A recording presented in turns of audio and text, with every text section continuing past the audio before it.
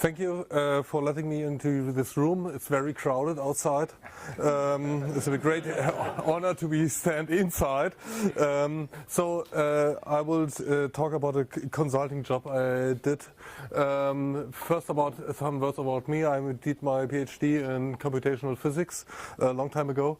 Was involved in projects like Minix for 68K, the mathematics library for Linux. I did the high precision maths.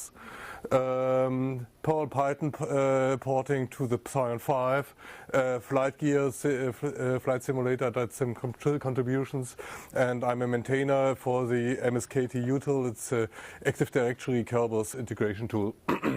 Right now, for the moment, I am the PMC of the Apache BigTop project. More about that later. In my real life, the other life, I'm a software architect for connected e-bikes. And the thing I'm talking about is how to attack a problem when you have to do some consulting jobs and with a big data label on it. And the problem I had to solve was from chem informatics. You have for the development of medical drugs.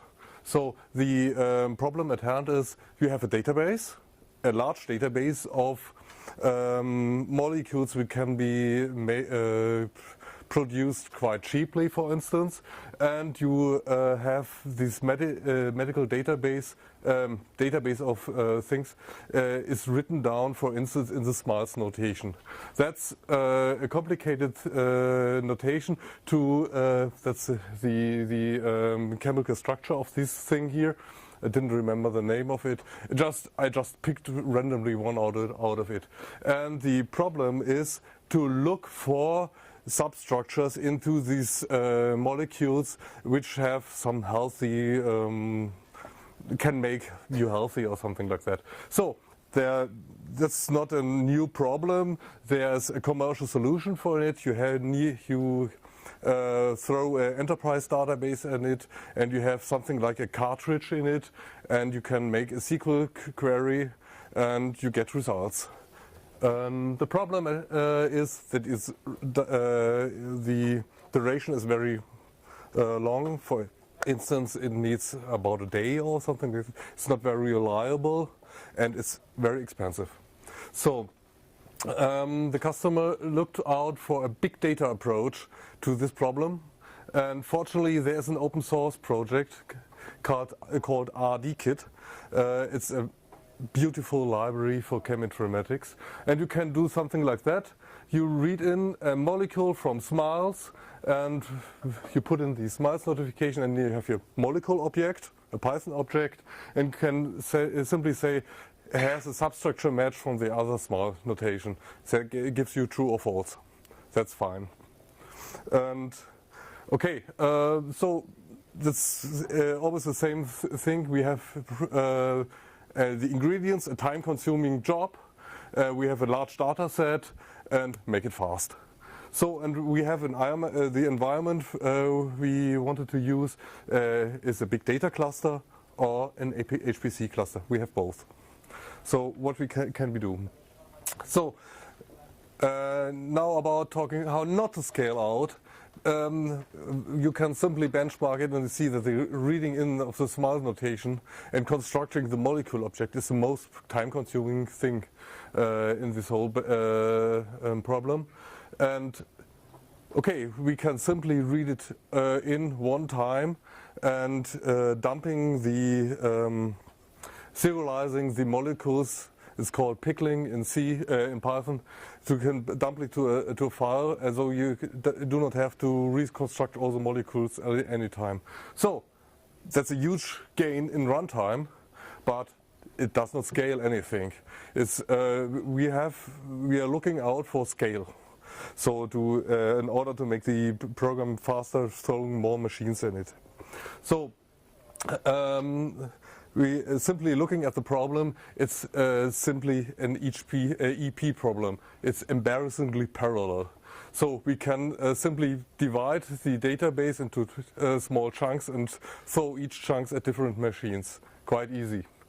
And the big data approach is to distribute the algorithm to the machines and not the data coming to one machine. So yes, and the beautiful framework for this is the Spark.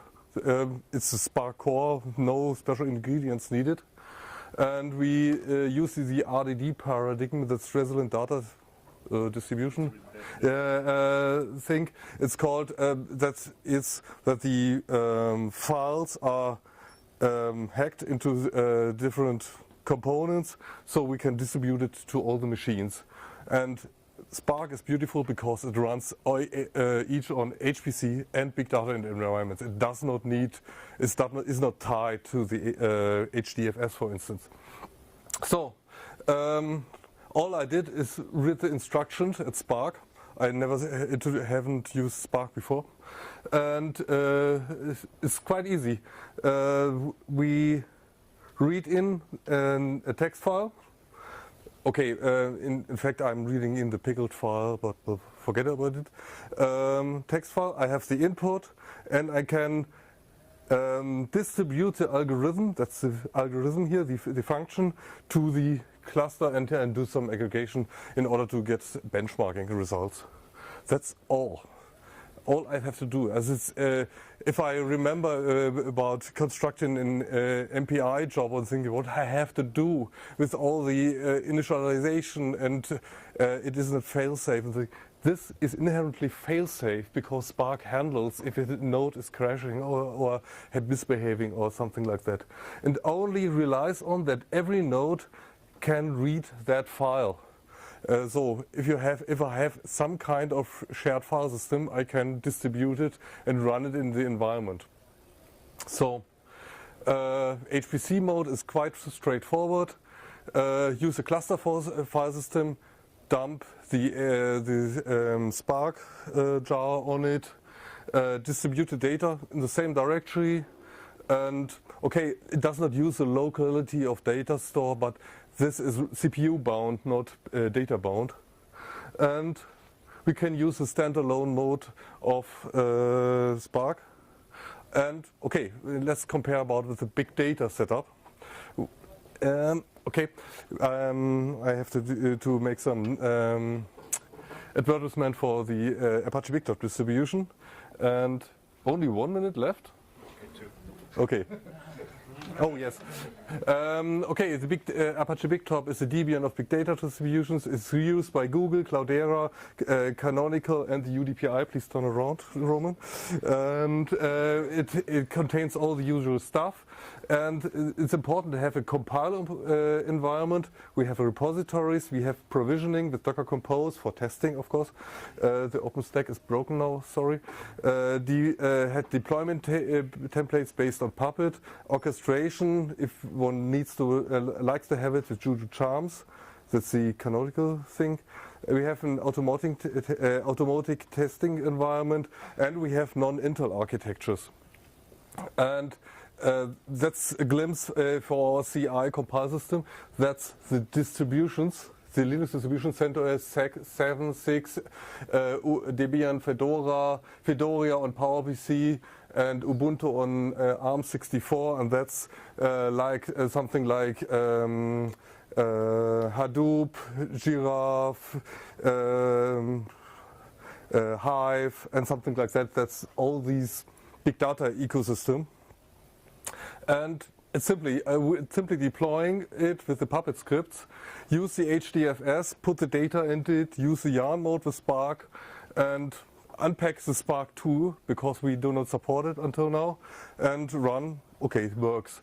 Preview of BigTop 1.2 is we will have Spark 2, but unfortunately it's not finished until now, and we need more help. Please join us at BigTop.Apache.org. So let me conclude. The problem runs much better on the HPC environment because it's compute intensive, not data pipeline. That's simply because the big data environment is optimized for throughput, data throughput, not for HPC runtime. So, and the problem, it scales really well. It's over N. But unfortunately, if we have That's the number of machines we put in, and we have some runtime, the total runtime I'm waiting for the job.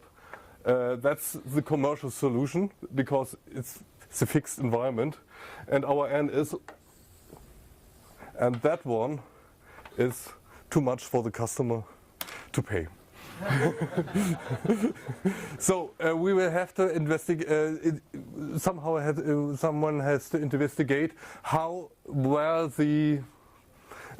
we can speed up it much better. Thanks. Thanks so much.